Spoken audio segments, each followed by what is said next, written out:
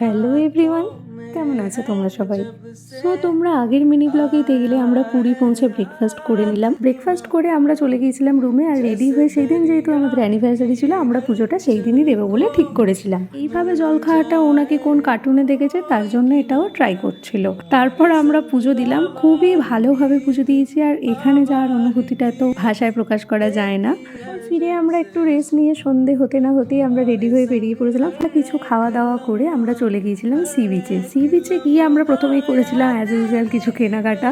সমুদ্রের ধারে একটু বসেছিলাম, আর বসতে না বসতেই চোখ পড়েছিল আমাদের এই সুন্দর স্যান্ডেল আর্টটার দিকে। এই হাওয়াই মিঠাইগুলো খেতে তোমাদের কেমন লাগে আমাকে অবশ্যই জানিও, আমার তো আলাদাই লাগে। এখানে আমরা ইভিনিংয়ের খাওয়া দাওয়াটা সেরেছিলাম, ডিনারটাও আমরা ওখানেই সারলাম। আজকের মতো এইটুকুই, দেখা হচ্ছে পরের ব্লগে, টাটা। तुम हो तो सब अच्छा है।